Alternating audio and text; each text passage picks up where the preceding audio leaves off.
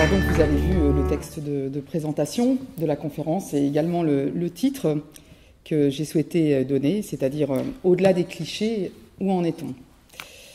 Alors que dire en 1 heure sur un sujet aussi vaste et sur lequel on pourrait parler pendant des heures? Il ne vous aura pas échappé que l'euroscepticisme monte un peu partout en Europe et qu'il serait urgent de parler de toutes ces questions sans tabou et de tout mettre sur la table, ce qui est loin d'être le cas, en tout cas en France. Et surtout urgent de redonner espoir aux citoyens européens, en tout cas de leur donner des raisons d'y croire encore.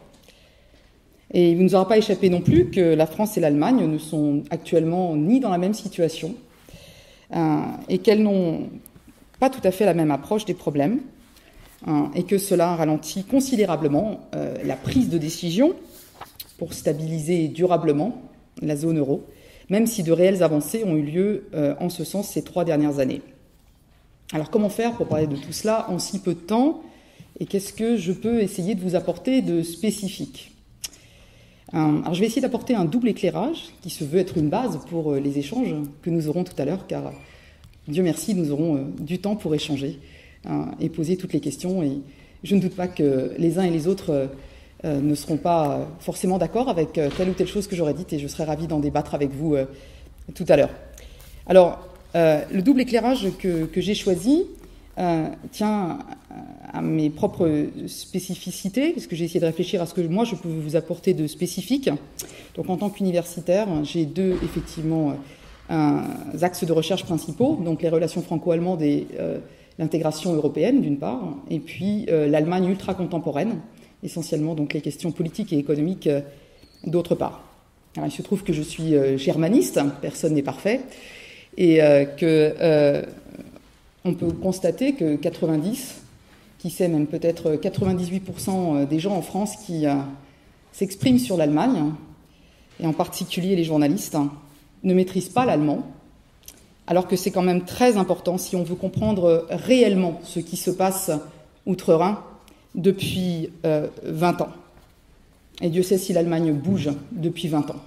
C'est très impressionnant. Alors, en tant que germaniste, donc, j'observe tout cela depuis de très nombreuses années maintenant, et je suis frappée par la façon dont les choses sont souvent présentées en France, c'est-à-dire souvent de façon déformée. Alors, que l'on soit d'accord ou pas avec ces raisonnements, et ça appartient à chacun, il me semble en tout cas nécessaire d'essayer de les comprendre sans les déformer. Alors c'est ce que je souhaite apporter ici, faire un certain nombre de mises au point par rapport à ce que l'on entend souvent dire, qui est souvent inexact et polémique. Et je crois que c'est très important de le faire, et c'est pour ça que j'ai donné ce titre, « Au-delà des clichés, où en est-on vraiment ?» Parce que si on en reste à des idées reçues, eh bien cela attise les tensions en Europe et également la recherche de boucs émissaires. Une démarche tellement facile et tellement utilisée d'ailleurs par les extrêmes qui en profitent pour accuser l'Allemagne, mais aussi l'Europe d'ailleurs, supposée être sous diktat allemand, accuser donc l'Europe de tous les maux, ce qui est très dangereux, au lieu de se pencher sur les vrais problèmes. Donc je vais essayer de faire une remise en perspective, d'abord, pour essayer de comprendre comment est-ce qu'on en est arrivé à la situation actuelle, comprendre comment et pourquoi l'Europe s'est mise dans une situation pareille, par une remise en perspective donc de ce qui s'est passé depuis une vingtaine d'années. Puis, parce que je suppose que chez vous, les positions allemandes, les positions françaises sont plus connues, on va se pencher sur la vision allemande des choses pour comprendre en quoi cette vision explique sa politique européenne. Alors, je répète, qu'on soit d'accord ou non, c'est une autre question. Et en 1 heure, on ne peut pas entrer dans tous les détails, mais on pourra le faire davantage dans le débat qui suivra. Évacuer les idées reçues sans langue de bois, remettre les choses en perspective me semble un préalable indispensable si l'on veut avoir en Europe un débat sain et non caricatural. Or, on en est souvent loin dans les médias et dans le débat politique français. Et donc, c'est pour ça que j'ai voulu axer mon intervention dans cet état d'esprit, parce que, voilà, je suis germaniste, que je suis l'actualité allemande au jour le jour depuis bien longtemps, et que donc, je voudrais vous transmettre aussi quelle est leur position, qui est très souvent donc déformée dans le débat français. Alors, d'abord, comment en est-on arrivé là ? Donc, pour le comprendre, balayons rapidement la période de ces 20 dernières années. En fait, on va reprendre à partir du traité de Maastricht, pour nous concentrer ensuite sur ce qui s'est passé depuis 2008. Alors, pour mémoire, le traité de Maastricht a été signé en 1992, et il scellait le calendrier du passage à la monnaie unique. Alors, c'est un projet qui a été conçu dès les années 70, en fait, plan Werner en 1969, et dans lequel les Allemands craignaient d'avoir plus à perdre qu'à gagner. En effet, de toute façon, le Deutschmark était la monnaie dominante dans toute l'Europe, de toute façon. Donc, demander aux Allemands d'échanger une monnaie stable et forte contre une monnaie à l'avenir incertain, c'était pas évident pour les Allemands. Mais Helmut Kohl était un Européen vraiment convaincu et engagé, et donc il a accepté, dans la foulée de la réunification, le calendrier du passage à la monnaie unique, et c'était un geste fort pour rassurer ses partenaires européens quant à l'engagement pro-européen de l'Allemagne et sur le fait qu'elle continuerait à vouloir s'inclure dans cet ensemble et continuer le processus d'intégration européenne. Alors, vous le savez, le traité de Maastricht a été signé et ratifié de justesse par référendum en France. C'était pas beaucoup au-dessus des 50%. Et la monnaie unique a vu le jour au tournant du siècle. Mais à défaut d'avoir eu des dirigeants dans les années 90 qui auraient réellement redonné de la consistance au projet une fois cette étape franchie, l'Europe n'a plus guère progressé dans les années suivantes. Et elle ne s'est surtout pas fixé d'objectifs clairs. Mais de fait, parce que tout le monde ne voulait pas et ne veut pas la même chose. Seulement, ça a des conséquences dans le temps. Alors, dans les années 90, l'Allemagne était absorbée par l'immense et très coûteuse tâche de la réunification. Pour mémoire, ça leur a quand même coûté près de 100 milliards d'euros par an depuis 20 ans. Et la France, de son côté, n'a pas inspiré de nouvelles avancées permettant de consolider l'ensemble. Alors, pourtant, au milieu des années 90, puis à nouveau au tournant des années 2000, les Allemands ont continué à nous proposer plus d'Europe. Ils ont par 2 fois proposé aux Français d'avancer vers l'union politique autour des pays appelés à adopter l'euro. D'abord avec le fameux papier Schäuble-Lamens, présenté en septembre 1994, puis par la voix du ministre des Affaires étrangères Joschka Fischer, qui, dans son discours prononcé à l'université Humboldt de Berlin en mai 2000, proposait la création d'une fédération européenne basée sur le principe de subsidiarité.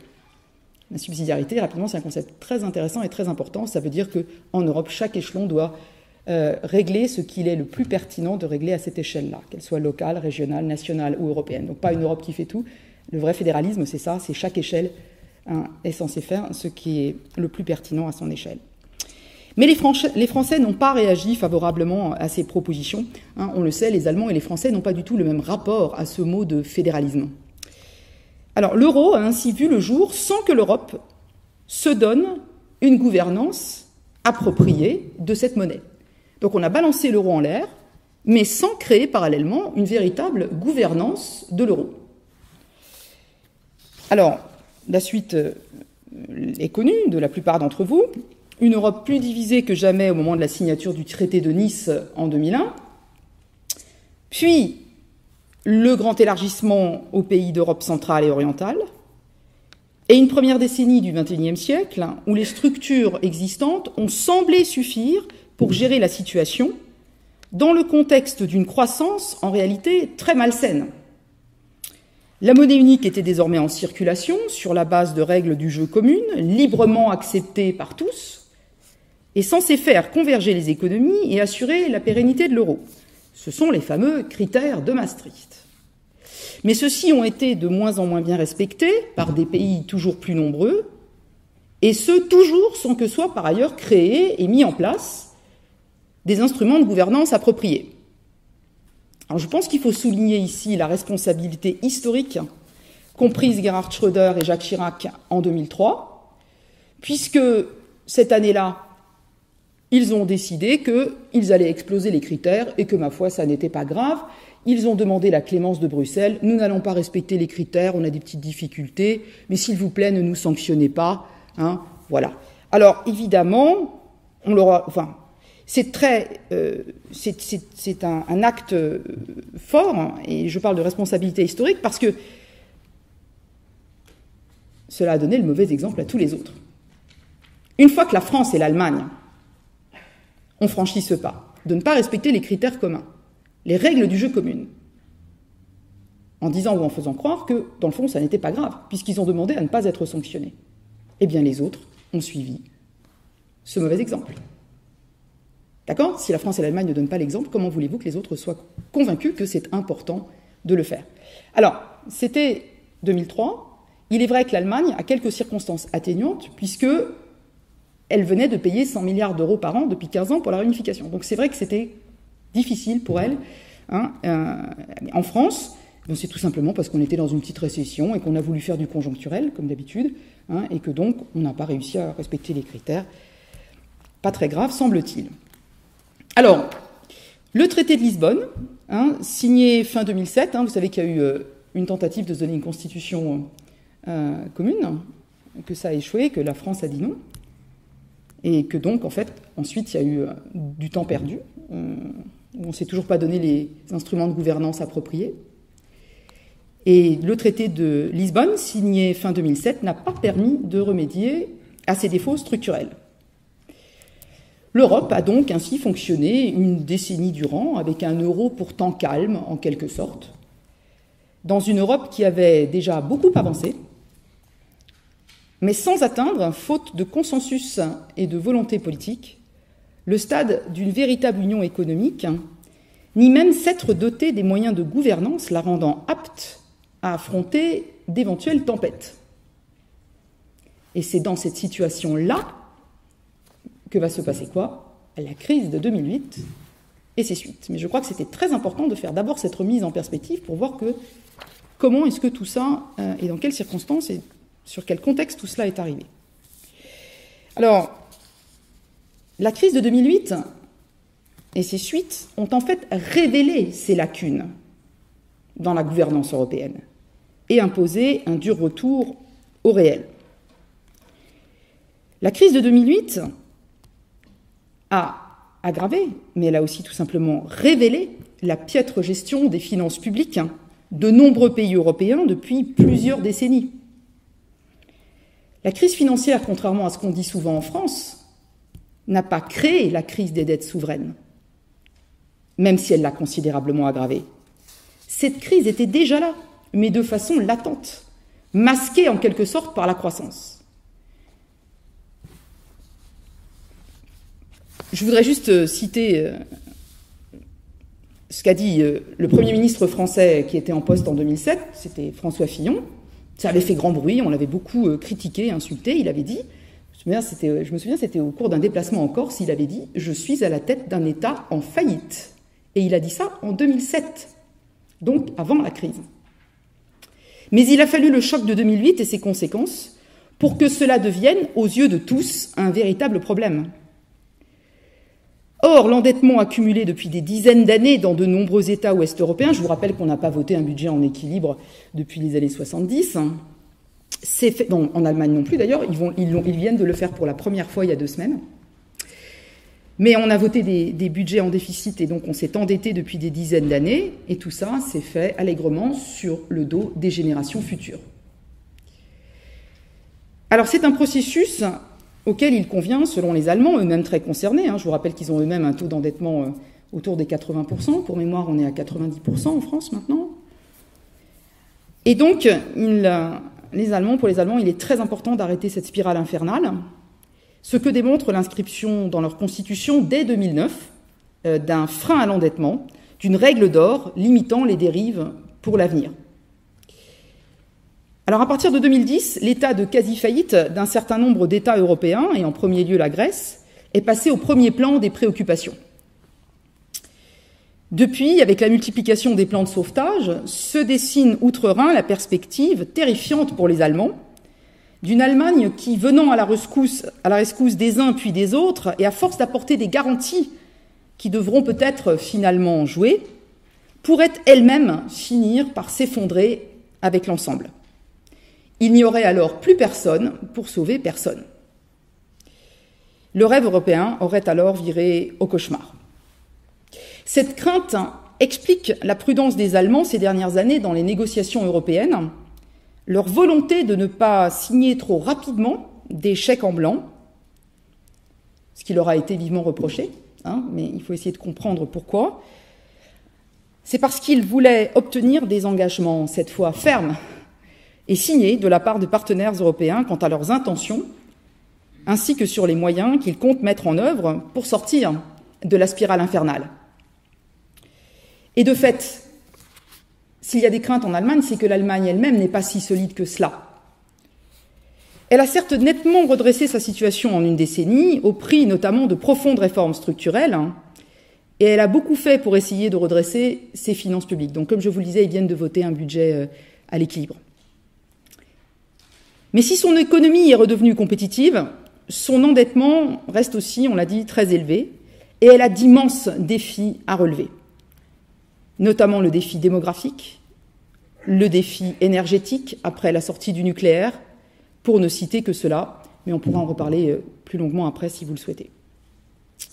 Et tandis que la France, notamment, a tendance à accuser son puissant partenaire de tergiverser, de faire preuve d'égoïsme et de volonté de domination, l'Allemagne se serait en réalité bien passée d'avoir à assumer un tel leadership en Europe.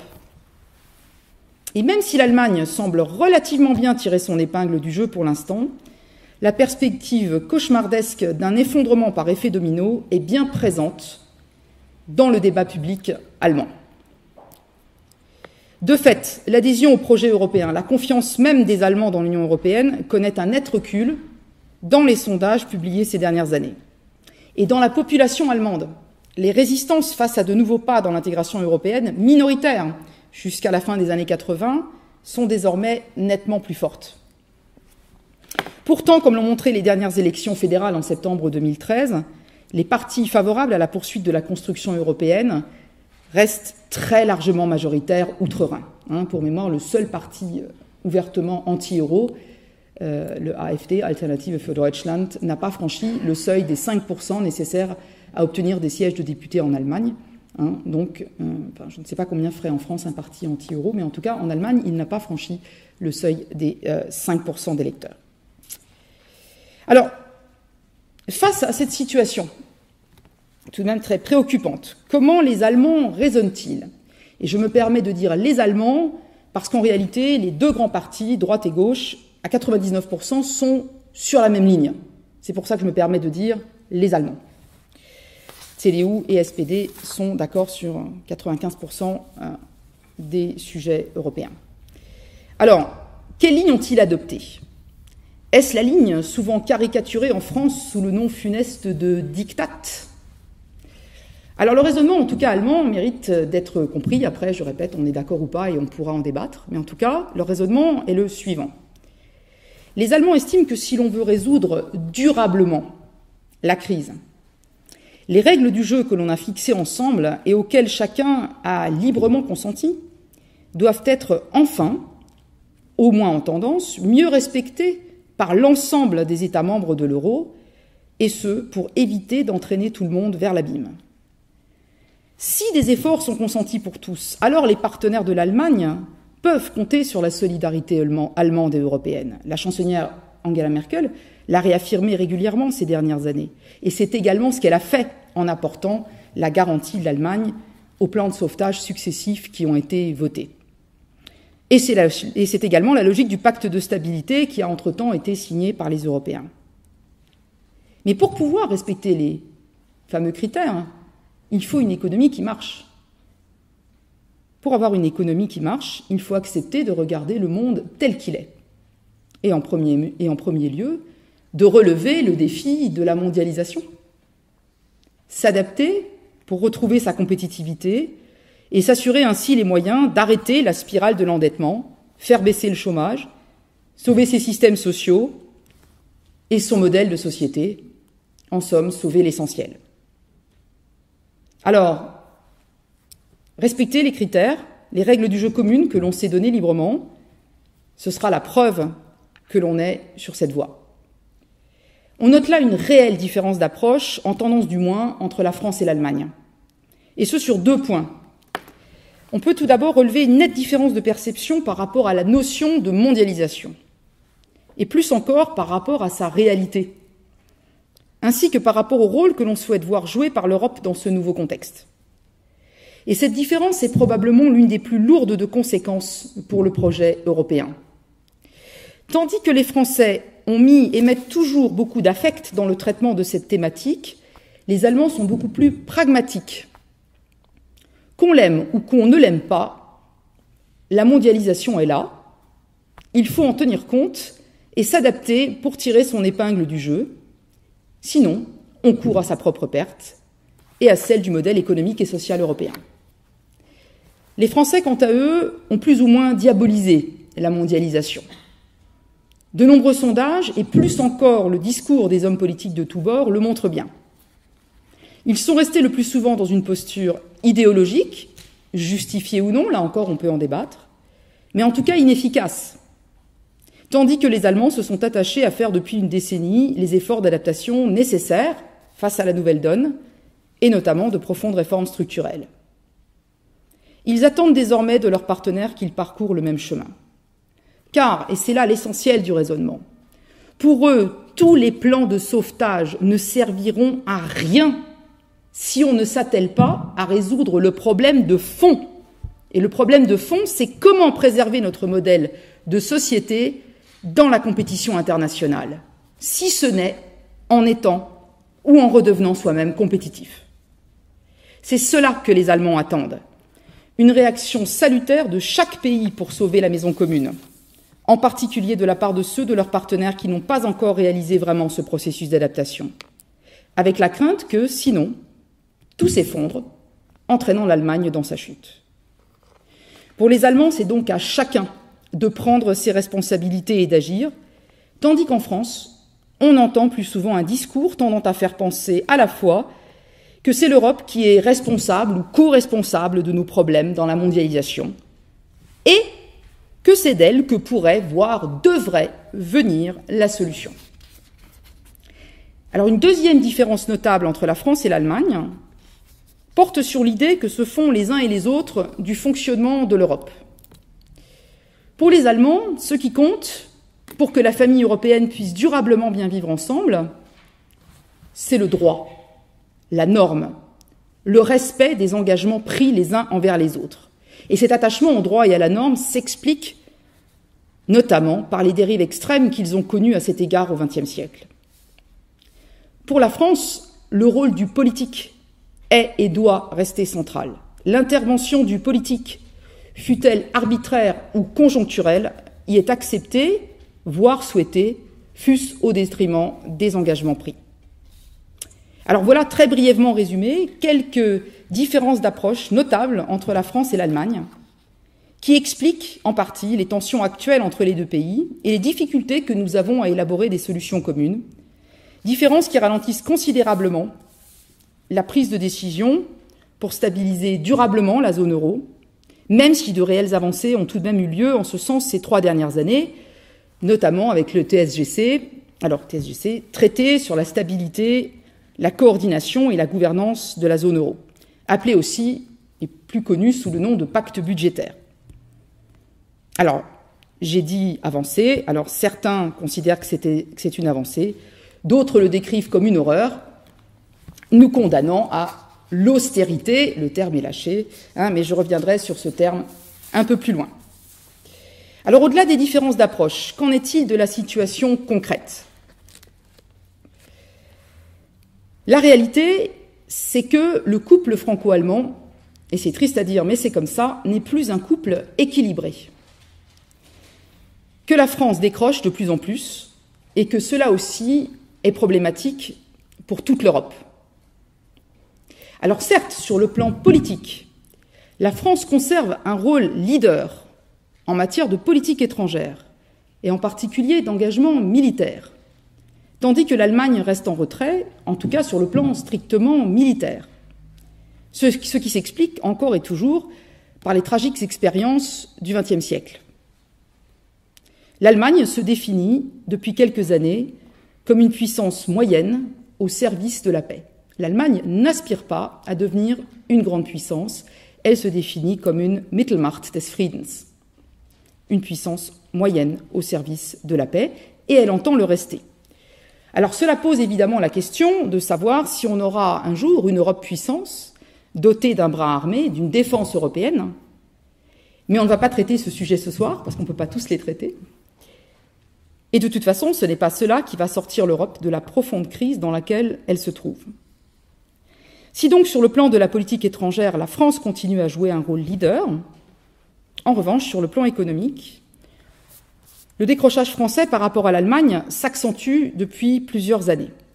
Et cela aussi est à l'origine de tensions entre les deux pays, car l'Allemagne, aussi étrange que ça puisse paraître pour quelqu'un qui viendrait de Mars, mais l'Allemagne est régulièrement critiquée par les médias et nombre d'hommes politiques français de tous bords pour ses succès. Et là aussi, il me semble nécessaire d'apporter un éclairage sur cette question. Je renvoie une fois de plus à mon approche et à mon titre. Au-delà des clichés, où en est-on? Alors comment l'Allemagne a-t-elle redressé sa situation? L'Allemagne a retrouvé sa compétitivité au prix d'une décennie de lourds efforts collectifs. Mais cela lui a permis d'entrer dans une spirale vertueuse. Compétitivité retrouvée, donc entreprises qui embauchent, chômage en baisse, et du coup augmentation des rentrées fiscales qui permettent de financer les systèmes sociaux et d'amorcer la spirale du désendettement, et surtout, maintenant, d'investir dans l'avenir. L'Allemagne a su trouver les réglages macro- et microéconomiques qui marchent et les faire accepter par une large partie de la classe politique et de la population. Il n'y a qu'à voir les taux de popularité d'Angela Merkel qui démarre son 3e mandat, alors qu'ils ont fait passer la retraite de 65 à 67 ans, enfin, etc., etc. Et ce, au nom, parce qu'elle l'a fait au nom de la nécessité absolue de sauver l'essentiel dans le contexte difficile de la mondialisation. Or, en France, l'Allemagne est souvent critiquée ces dernières années. Alors, analysons ces critiques. Les deux reproches majeurs que l'on entend portent, d'une part, sur le développement de la précarité outre-Rhin. On entend ça tous les jours dans les médias. Qui serait une conséquence de la très forte flexibilisation du marché du travail initiée par Gerhard Schröder, chancelier social-démocrate. Et le deuxième reproche que l'on entend tous les jours dans les médias français porte sur les performances allemandes à l'exportation, censées porter préjudice aux autres. Ce sont les deux choses que l'on entend le plus communément dans les médias français. Alors, on va analyser ces deux points. Sur le deuxième point, d'abord, les exportations. Des reproches sont faits, y compris par les Américains d'ailleurs, aux Allemands, parce qu'ils font des excédents. Alors, ce qui est tout à fait exact, c'est que dans la théorie économique, les excédents sont mauvais parce qu'ils sont le signe d'un déséquilibre. Alors, cela étant, grâce à leurs exportations et à la baisse du chômage, ils sont en train de réenclencher le deuxième moteur de la croissance, qui est la demande interne, qui va rééquilibrer les choses. Mais d'abord, ces excédents sont le signe simplement du bon positionnement de l'Allemagne dans la mondialisation. Ce n'est pas le fruit du hasard. Si le monde entier, y compris les Chinois, achètent les produits allemands, c'est parce qu'ils ont su adapter leur offre aux besoins des marchés en expansion, notamment les émergents. Bref, ils vont chercher la croissance là où elle est. Et on ne voit pas pourquoi les autres, au lieu de le reprocher à l'Allemagne, ne font pas la même chose. Il y a de la place pour tout le monde sur ces marchés émergents. Encore faut-il se battre pour y parvenir. Encore faut-il prendre conscience que le monde et la donne ont totalement changé. Et que la mondialisation, qu'on l'aime ou qu'on la déteste, est là, et qu'il faut faire avec, même s'il est du devoir de l'Europe de s'engager pour améliorer en permanence ses règles du jeu. Ce qui fait le succès de l'économie allemande sur le marché mondial, c'est la combinaison de la compétitivité hors coût, c'est-à-dire le positionnement sur les bons produits, des produits innovants, de qualité, et de la compétitivité coût sur laquelle ils ont fait des efforts considérables depuis une décennie, et dont tous récoltent les fruits d'ailleurs aujourd'hui, puisqu'après des années de modération salariale, acceptée par les syndicats pour sauver le paquebot commun, tous les salariés allemands en récoltent désormais les fruits. Il n'y a qu'à voir les augmentations de salaire que les syndicats obtiennent depuis plusieurs années, maintenant que la croissance est de retour. Et ces jours-ci encore, hier j'entendais encore à la télévision allemande que les fonctionnaires allemands viennent d'obtenir 90 € d'augmentation par mois, c'est formidable. Et donc 3,5% cette année et 2,5% l'année prochaine. Et ce n'est qu'un juste retour des efforts consentis. Les syndicats allemands avaient prévenu. On veut bien se serrer la ceinture pendant quelques années. Vous nous promettez que si on fait des efforts, la croissance reviendra, mais on vous prévient, le jour où la croissance sera de retour, on exigera notre part du gâteau. Et c'est ce qui se passe maintenant. Donc les Allemands, dans pratiquement toutes les branches, obtiennent 3, 4, 5, 6% d'augmentation de salaire. Alors, on peut se poser la question. Le problème, est-ce que ce sont vraiment les performances allemandes à l'export ou le fait que la France ne parvient pas à faire la même chose, ni même à profiter de la dynamique allemande? D'autres que nous en profitent largement, l'Espagne par exemple. En effet, l'Allemagne a besoin d'importer, il faut que je m'arrête de m'énerver sur le micro, l'Allemagne a besoin d'importer pour produire ce qu'elle va exporter ensuite. Or, les Français, au lieu de profiter de cette dynamique, ont perdu des parts de marché sur l'immense marché allemand depuis 10 ans, parce qu'elle ne produit pas toujours les bons produits au bon prix, y compris donc en direction de ce marché. Mais il n'y a pas de fatalité, et il y a des dizaines d'entreprises françaises qui s'en sortent très bien, qui ont bien compris tout ça, et qui vendent très bien leurs produits en Allemagne et ailleurs. Donc ça, c'était pour le reproche qu'il leur est fait sur leurs exportations. Le deuxième reproche fait à l'Allemagne dans le débat européen, on entend presque chaque jour dans les médias français que les réformes et la stratégie allemande ont certes permis le retour de la compétitivité et de la croissance, mais qu'elles ont entraîné une forte hausse de la précarité. Alors c'est tout à fait exact. C'est tout à fait exact. On a en Allemagne plusieurs millions de personnes qui vivent avec des sommes ridicules. Mais, premièrement, le nouveau gouvernement est en train de corriger les effets pervers des réformes qui ont été faites. Je vais juste citer 2 directions. Le nouveau gouvernement, donc, est en train d'introduire et va introduire au plus tard en 2017 un SMIC généralisé en Allemagne.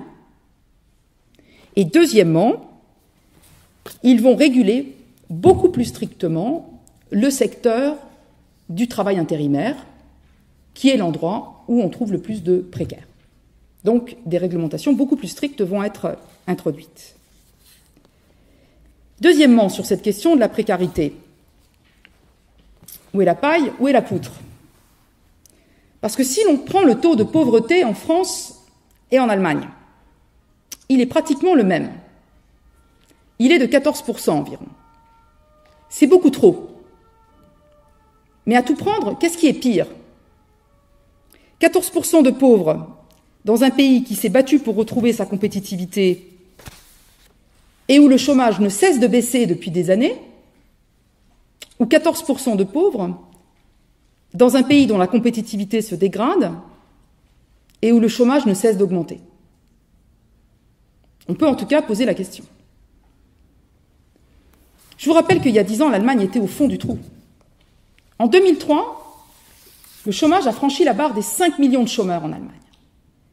Et ça a créé un choc collectif immense. 5 millions de chômeurs. Ça leur rappelait Weimar. Ça leur rappelait la fin de Weimar, la montée des extrêmes. Et là, il y a eu un choc collectif, et c'est le moment où le chancelier social-démocrate, donc Gerhard Schröder, a lancé son programme de réforme visant au rétablissement de la situation, en lançant son fameux agenda 2010.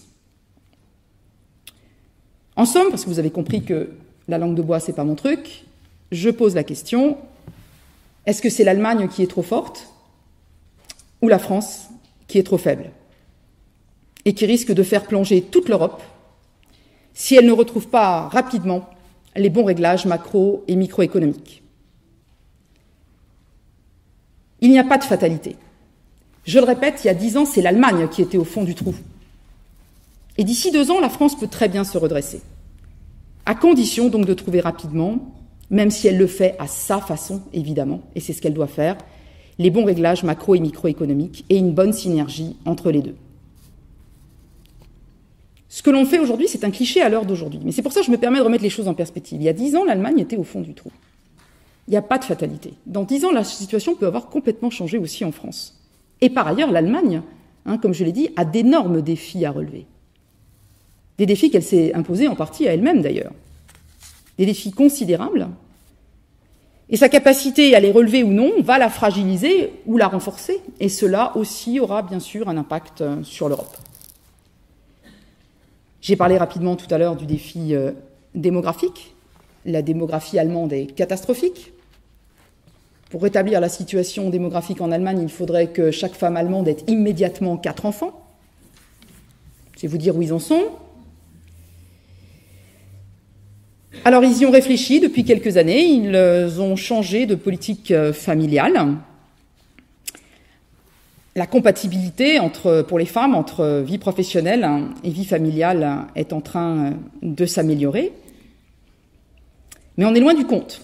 Et donc, tout va dépendre aussi de la capacité de l'Allemagne à attirer des gens du monde entier, d'Europe centrale, orientale, de l'Inde ou d'ailleurs. Et ça n'est pas un hasard si dans le programme du nouveau gouvernement, il y a aussi une nouvelle réforme du Code de la nationalité visant à maintenant accepter la double nationalité.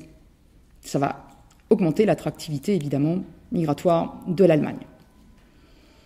Le deuxième défi qui fait que l'Allemagne va avoir du mal, c'est le défi de la transition énergétique. Alors c'est un défi immense. Vous savez que les Allemands ont décidé, après Fukushima, de sortir du nucléaire d'ici 2022-2025 et qu'ils vont devoir faire monter en puissance très rapidement les énergies renouvelables. Alors tout ça coûte très cher. C'est un immense défi, mais c'est impressionnant ce qu'ils sont en train de faire. Là aussi, je vous invite à aller voir. Chaque année, des dizaines d'entreprises, chaque mois, chaque jour, chaque semaine, des dizaines d'entreprises se créent dans ce domaine, des écotechnologies, dans lesquelles l'Allemagne a une position assez en pointe sur l'ensemble du monde. Ils ont 15% de marché et ils espèrent bien les maintenir d'ici 2025, ce qui serait déjà un sacré défi, vu que les Chinois et les autres sont en train de faire pareil. Mais s'ils le réussissent, ils espèrent créer 1 million d'emplois dans ce domaine d'ici 2025. Pour l'instant, ce n'est pas gagné, parce qu'étant donné les subventions accordées par les gouvernements depuis 10 ans à la recherche et au développement de solutions propres, disons-le comme ça, eh bien, l'énergie actuellement est plus chère en Allemagne que partout ailleurs, pratiquement, et les entreprises allemandes commencent à tirer la langue et en disant « Attendez, vous êtes en train de mettre toute la compétitivité de l'économie allemande par terre ». Et c'est pour ça que les premiers dossiers que le nouveau gouvernement vient d'ouvrir, c'est celui-là, et que ces jours-ci, donc, les Allemands sont en train de négocier de nouvelles modalités de la transition énergétique, ni sur les objectifs, ni sur le calendrier, mais sur les modalités. Un troisième défi, évidemment, pour l'Allemagne, c'est sa dépendance aux marchés mondiaux, revers de sa très forte internationalisation.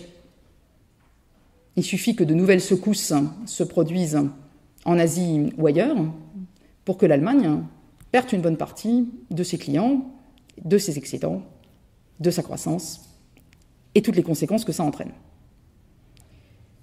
Sans parler du défi de sa dette souveraine, elle aussi très élevée, on l'a dit. Du moins, l'Allemagne, je l'ai déjà dit, a-t-elle quelques circonstances atténuantes, et notamment donc le coût exorbitant de la réunification, donc près de 2 000 milliards d'euros depuis 20 ans. Mais bon, elle essaye, du côté des dettes, de faire quelque chose, et comme je vous l'ai dit, ils ont stabilisé les choses et ont maintenant mis au point, depuis quelques jours, un calendrier pour commencer le désendettement. Alors, en tout cas, bon, il y a tous ces défis, mais pour l'instant, à l'heure à laquelle on parle, l'économie allemande, ce n'est pas un secret, se porte plutôt bien. Mais tant que la France et l'ensemble de la zone euro n'a pas retrouvé sa compétitivité, l'ensemble reste en danger. Et personne ne sait si l'union bancaire qui vient d'être signée par les Européens suffira à éviter de nouvelles secousses systémiques. Enfin, et je reviens toujours sur ce point crucial, la crise des dettes souveraines est loin, très loin, d'être surmontée. De nombreux efforts vont donc encore être nécessaires pour du moins stabiliser la situation. Et oui, des efforts. Alors, ce que dans les médias français, on appelle une politique d'austérité. Alors, politique d'austérité imposée alternativement, selon les journalistes, par Merkel ou par Bruxelles, ou les deux d'ailleurs, de préférence, alors qu'en fait, il s'agit simplement, si j'ose dire, de se mettre en situation de tenir nos propres engagements pour ne pas mettre en péril tout l'ensemble. J'aurais m'arrêter, en tant que germaniste linguiste d'ailleurs, sur ce terme de politique d'austérité. Il est très intéressant en lui-même et extrêmement révélateur. Comment ça se dit en allemand, politique d'austérité? Eh bien, ça se dit Sparpolitik. C'est ça le terme qui est employé par les Allemands. Sparen, ça veut dire quoi? Ça veut dire faire des économies, ça veut dire épargner. Les connotations sont plutôt positives. Épargner, faire des économies. Alors qu'en France, le terme est d'emblée connoté négativement.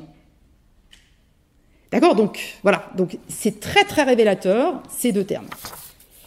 Alors, face à la gravité de la situation, et je peux vous dire qu'il y a 10 ans déjà, je faisais des conférences sur l'Europe, en Europe et ailleurs, et que j'étais nettement plus enthousiaste. Mais face à la gravité de la situation et face à la montée de l'euroscepticisme en Europe, qui n'est pas très étonnant, puisque depuis longtemps, on fait porter le chapeau de beaucoup de nos problèmes à l'Europe. C'est pas nouveau, ça fait 30 ans que ça dure. Pour les gouvernants français, dans chaque pays, les Allemands pareil, souvent, ce qui va bien, c'est grâce à nous, et ce qui va mal, c'est Bruxelles. Super, pour faire aimer l'Europe, ils ont tout compris. Donc, en tout cas, on peut se poser la question, avec tout ce que je viens de dire. Alors, est-ce que le rêve européen est mort? Est-ce qu'on peut même encore parler de rêve européen? Le projet européen a-t-il encore un avenir? Et en quoi pourrait-il consister? Alors, il y a eu après la guerre un rêve européen, celui de la paix et de la démocratie. Et ce rêve-là, il a été réalisé. À tel point que tout le monde aujourd'hui, et en particulier les jeunes, pense que tout cela est normal et que c'est acquis. Ce qui est faux. Ce que nous avons vécu depuis 60 ans à cet égard est une exception absolue dans l'histoire de l'humanité. Et ça n'est pas du tout quelque chose de normal.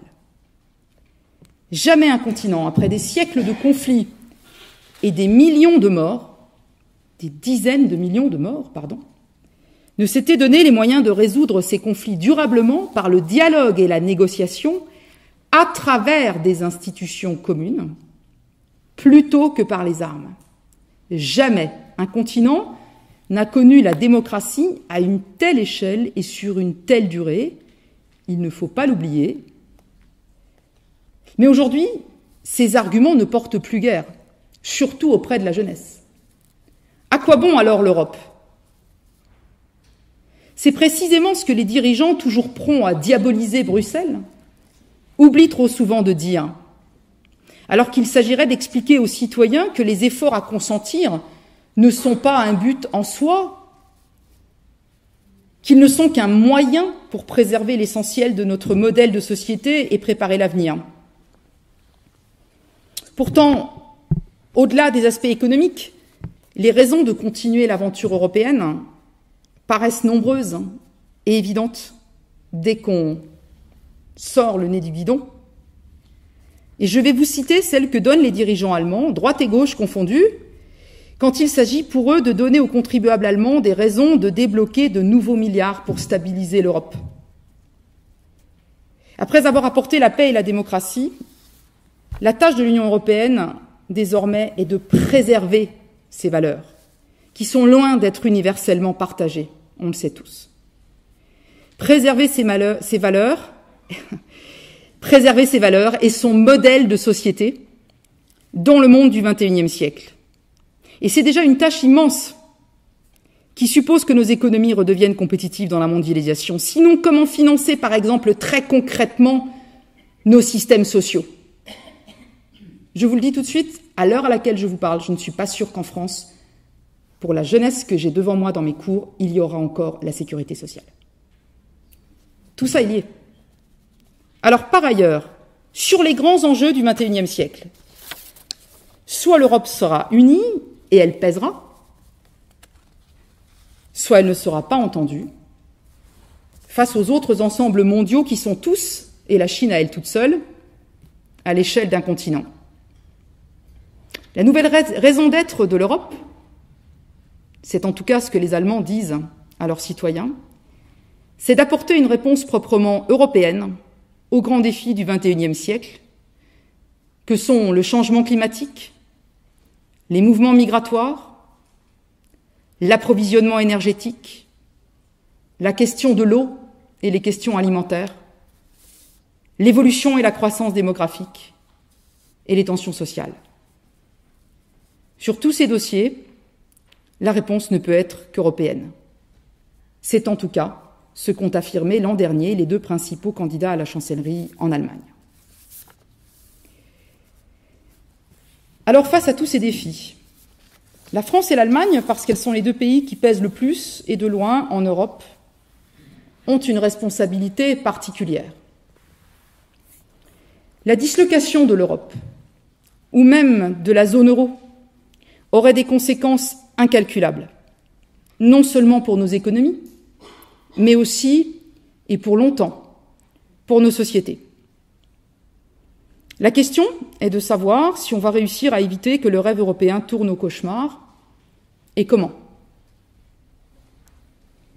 Alors, de nouvelles avancées visant à consolider la zone euro et à améliorer la gouvernance de l'euro lui-même sont annoncées pour après les élections européennes qui vont se tenir au mois de mai, mais rien n'est encore clair. Comme souvent, on risque de se heurter à la réticence de certains États, et notamment les vieux États-nations comme la France, et on le comprend, à accepter de nouveaux transferts de souveraineté vers des institutions communes. Sauf peut-être si l'on donne à celle-ci une plus grande légitimité démocratique. On verra bien. On va retrouver aussi, comme par le passé, d'autres difficultés dans les négociations à venir, liées à des choses plus profondes et qui expliquent bien des choses. En effet, entre la France et l'Allemagne, les divergences de situation et d'approche des problèmes reposent aussi sur de réelles différences culturelles, en quelque sorte, en matière de culture budgétaire, de culture monétaire. Alors, je n'ai pas le temps de préciser tout de suite, mais on pourra revenir dessus dans le débat. Très rapidement, c'est qu'ils n'ont pas le même rapport à la stabilité de la monnaie que nous, parce qu'ils ont aussi vécu ce qu'ils ont vécu au XXe siècle, et notamment le traumatisme de 1923, où ils savent qu'en 3 mois, une monnaie peut passer, pour acheter un bout de pain, on peut passer de 1 à 3 milliards. D'accord? Donc, ils l'ont vécu, ils le savent, c'est un traumatisme majeur, nous n'avons pas eu ce traumatisme-là. Et donc, la stabilité de la monnaie est pour eux quelque chose de plus important et de plus essentiel que pour nous. Quant à la culture budgétaire, tout ce qui se passe ces dernières années montre encore clairement à quel point, on l'a déjà rapidement évoqué, pour un Français, un déficit, c'est pas très grave. Voilà, mais on pourra y revenir. C'est dit d'une façon très résumée.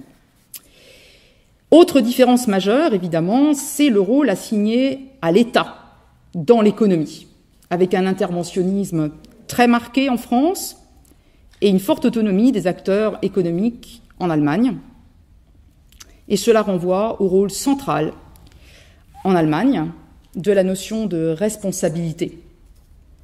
Une notion omniprésente dans les raisonnements allemands et dans leur raisonnement européen, responsabilité individuelle et responsabilité collective, responsabilité à l'égard de la communauté nationale, mais aussi de la communauté européenne, et, last but not least, responsabilité à l'égard des générations futures.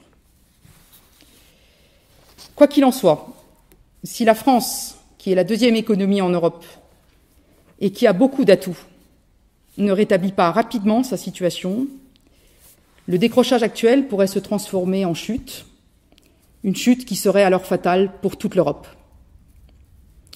C'est le scénario qui hante les Allemands, un scénario qui n'est pas exclu. Mais le pire n'est pas certain, et tout évolue. Je vous rappelle une dernière fois, pour conclure, qu'il y a 10 ans, l'homme malade de l'Europe, c'était l'Allemagne. Merci de votre attention.